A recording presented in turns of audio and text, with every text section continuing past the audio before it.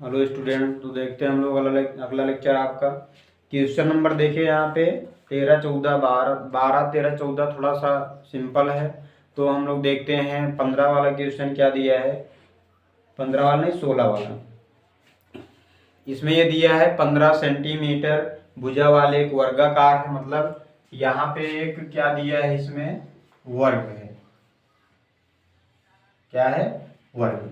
अब ये बताओ, जब वर्ग है, ये जो इसकी वर्ग की भुजा है 15 सेंटीमीटर दिया है इसमें, नहीं 15 मीटर, सॉरी 15 मीटर है। अब ये बताओ, यहाँ से एक रस्सी लगी है, यहाँ पे घोड़ा बंधा है और ये एरिया दिया है इतना, ऐसे चल रहा, मतलब घास वगैरह है यहाँ पे। ये घोड़ा यहाँ पे बंधा है, इसमें बनाना पॉसिबल थोड़ा सा कम है, आप देखेंगे हम लोग। यहाँ से ये रस्सी लगी हुई है। अब ये बताओ, ये आपका इतना दिखाई अगर दे रहा हो तो ये बन रहा है त्रिज्यखंड। और अगर ये वर्ग है तो वर्ग में प्रत्येक कोण 90 का बनता है। तो अब हम लोग यहाँ पे क्या देखेंगे, फर्स्ट वाले पॉइंट में रेडियस इसमें दिया है कितना, 5 मीटर लंबी। मतलब ये जो रस्सी लगी है यहाँ पे, ये 5 मीटर लंबी है। तो r बराबर 5 मीटर और थीटा बराबर 90 अंश। तब यहाँ पे जो चरने वाला भाग है a बराबर पाई r स्क्वायर थीटा बटे 360। पाई की वैल्यू 22/7 रख देते हैं, r की वैल्यू 5 रख देते हैं, 5 का स्क्वायर इंटू में थीटा का मान 90 रख देते हैं, बटे में 360। 0 से 0, 9 चौक 36, 2 दूना 4, 2 ग्राम में 22। एरिया कितना आ गया, 5 55 25, मतलब 11 गुणे 25 और बटे में यहाँ आ गया 7 दूनी 14। ये तो इतना आप लोग सॉल्व भी कर लेंगे। इसको मान लेते हैं A1। देखिए जितना होमवर्क में हम दे रहे हैं इतना आप लोग करिएगा, ठीक है। फिर सेकंड पॉइंट क्या दिया है, ये कह रहा है जब रेडियस अगर 5 मीटर के स्थान पे 10 मीटर, मतलब जो रस्सी लगी है, अगर ये 10 मीटर रस्सी लगाई जाए तब क्या होगा। तो यहाँ आप देखेंगे हम लोग 10 मीटर, तो यहाँ r इक्वल हम कर देंगे, ये r1 यहाँ पे मान लो जिससे समस्या ना हो, यहाँ पे r2 मान लेते हैं 10 मीटर। तब एरिया, तब भी वही त्रिज्यखंड तो बनेगा, चाहे यहाँ रस्सी बढ़ाते जाए लेकिन ये बनेगा त्रिज्यखंड ही आपका। तो A2 पर अब मान लेते हैं यहाँ 5 तक है, यहाँ 10 तक होगा। ये अगर ऐसे मिला दें, इस केस में भी क्या बन रहा है, ये त्रिज्यखंड ही बन रहा है। बट अंतर क्या है कि यहाँ से यहाँ तक रेडियस इसकी यहाँ से यहाँ तक चेंज हो जाएगी। तो पाई r2 स्क्वायर थीटा बटे 360। तो यहाँ पे क्या करेंगे, पाई की वैल्यू 22/7, r2 की वैल्यू 10 गुणे 10 और थीटा की वैल्यू वही रहेगी 90 अंश बटे 360। ये 0 से 0, 9 चौक 36, 2 पंचे 10, 2 दूना 4 और 2 ग्राम में 22। तो यहाँ पे आया क्या, ध्यान दो, 10 पचे 50, मतलब 11 पचे 55, 550 और बटे में यहाँ 7 आ गया। इसमें क्या करेंगे हम लोग, भाग कर देंगे, मतलब 550 में 7 का भाग कर दो। अब आपको ये ज्ञात करना है एरिया बीच में, मतलब इसमें देखो कह रहा है कि ज्ञात कीजिए, मतलब दोनों तो ज्ञात हो गया, लेकिन इसमें कितना स्थान और चलेगा कि जब उसको 10 मीटर रस्सी लगा दी जाए। तो यहाँ पे तब के एरिया के लिए क्या होगा, इसमें जो ज्यादा आएगा आंसर उसमें से कम वाला एरिया हम घटा देंगे, या कम वाले में से ज्यादा वाला भी घटा सकते हो, क्योंकि एरिया कभी निगेटिव नहीं होती है, ठीक है। तो यहाँ पे A बराबर हम लिख सकते हैं A2 माइनस A1। ये फाइंड कर लेना इतना आप लोग, ओके। अब अगला क्वेश्चन देखते हैं हम लोग। ये देखिए अगला क्वेश्चन नंबर 17। जितना आप लोगों को हम होमवर्क दे रहे हैं आपको सॉल्व करने के लिए, पूरा सॉल्व करिएगा, ठीक है। आधा हम इसीलिए छोड़ दे रहे हैं ताकि आप लोग भी सॉल्व करिए, आप लोगों की प्रैक्टिस बने, ठीक है। और ये बात नहीं है कि आप लोग सोचेंगे कि आधा छोड़ देते हैं यहाँ पे हम लोग करने के लिए। आप लोग करोगे तो आप लोग का बेनिफिट होगा, आपकी प्रैक्टिस बनेगी। और एक चीज़, विदाउट मोबाइल, मतलब जो आपको कैलकुलेशन करना है वो बिना मोबाइल करना है। नहीं तो मोबाइल लेके घर पे बैठ जाइए, मोबाइल से कैलकुलेट कर लीजिए, आंसर तो आ जाएगा। लेकिन क्या ये सोचे हो कि एग्जाम में हमको मोबाइल मिलेगी? नहीं मिलेगी ना, इससे आपकी प्रैक्टिस खराब हो जाएगी। तो आपको अगर प्रैक्टिस अच्छी करनी है तो विदाउट मोबाइल, बिना मोबाइल के घर पे आप थोड़ी सी पाबंदी लगाइए अपने ऊपर। जब तक अपने आप से मोटिवेट नहीं होंगे तब तक कुछ नहीं होगा, ठीक है। तो देखते हैं अगला क्वेश्चन 17। यहाँ दिया क्या है कि एक छतरी में 8 ताने हैं। ताने का मतलब जानते हो, जो उसमें तीली लगी होती है, वही बात कर रहा है इसमें। और जो बराबर दूरी पर लगे हुए हैं, छतरी को 45 सेंटीमीटर त्रिज्या, मतलब रेडियस आपको दिया है 45। फिर इसके बाद क्या दिया है कि वृत्त मानते हुए इसकी दो क्रमागत तानों के बीच का क्षेत्रफल ज्ञात करना। मतलब जो ताने होते हैं यहाँ पे ऐसे मान लो, ये ऐसे, ये ऐसे मान लो, ये बीच में जो तीली है ये ताने हैं। 1 2 3 4 5 6 7 8, 8 ताने हो गए इसमें। रेडियस आपको पता ही है। अब ये बताओ, अगर एक की बात एंगल की करें तो यह 8 ताने बन रहे हैं, टोटल एंगल 360 का होता है। तो थीटा बराबर क्या होगा, 360 बटे 8।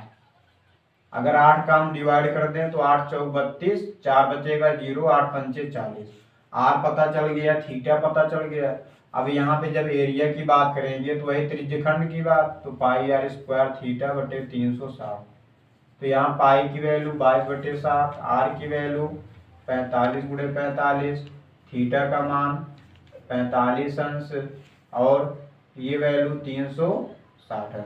बस इसी का कैलकुलेशन कर लीजिएगा, आपका आंसर आ जाएगा।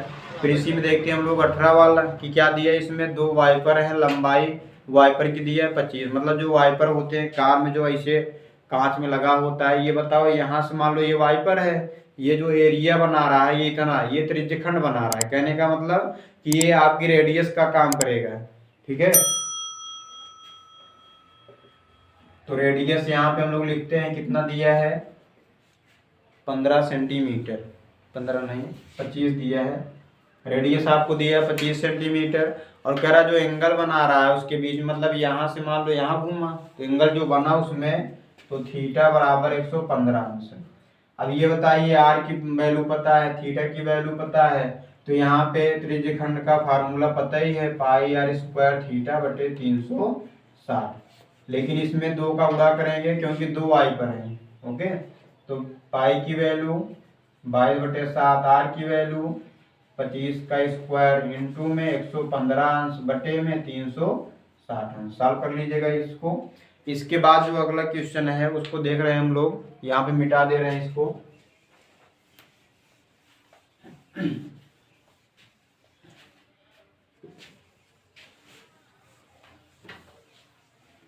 क्वेश्चन नंबर अगला 19।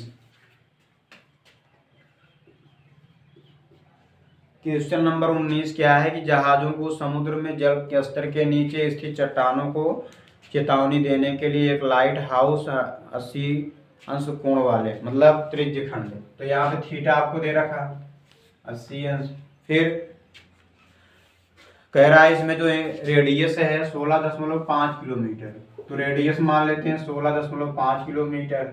अब यहाँ पे क्या पूछ रहा है इसमें कि पत्तियों के प्रति, मतलब इसमें यह कह रहा है कि समुद्र के उस भाग का क्षेत्रफल ज्ञात कीजिए जिसमें जहाजों को चेतावनी दी जा सके।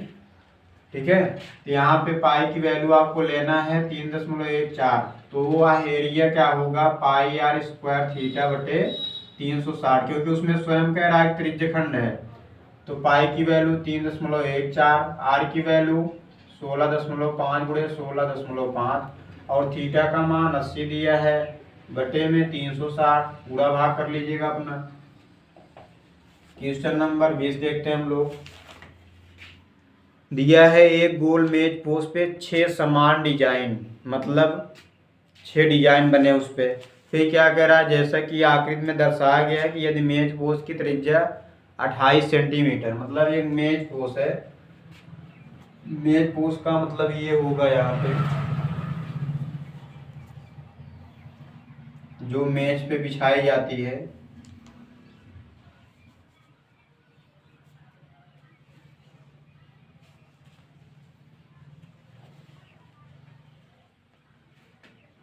दो दो चार दो 6,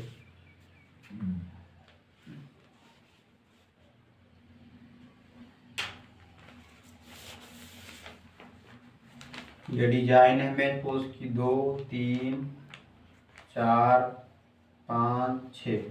इसी रेडियस का आपको एरिया ज्ञात करना है।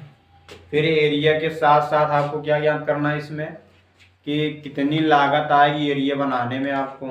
ये देखते हैं हम लोग, इसमें रेडियस दिया है 28 सेंटीमीटर, रेडियस आपको पता चल गई। फिर कह रहा है इसमें 6 समान डिजाइन है। आपको याद होगा कि जो यहाँ पे ये एरिया है इसको हम क्या बताए थे, यहाँ से यहाँ तक त्रिज्यखंड होता है ये पूरा। जब त्रिज्यखंड के एरिया में से ना हमको इतना घटा दें हम, तो ये आपका ये लघुवृत्तखंड का भी काम करता है। तो यहाँ पे हम लिखेंगे 6 डिजाइन का क्षेत्रफल, तो 6 कर दीजिए। फिर पाई आर स्क्वायर थीटा बटे 360 minus 1/2 R square sine theta.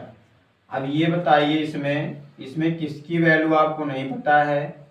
पाई का मान 22/7 ले लो, आर की वैल्यू 28/28 ले लो, थीटा का मान यही नहीं पता है। अब ये बताओ अगर थीटा की जहाँ तक बात की जाए, थीटा ना ये पूरा एंगल आपको पता होगा ये 360 बनता है, क्योंकि एक सर्कल बना रहा है। आपको बताए थे हम कि अगर जहाँ भी एक सर्कल बने तो एक सर्कल में 360 डिग्री एंगल बनता है, लेकिन आपको अगर एक एंगल प्राप्त करना है तो यहाँ पे एक एंगल कितना होगा बोलिए।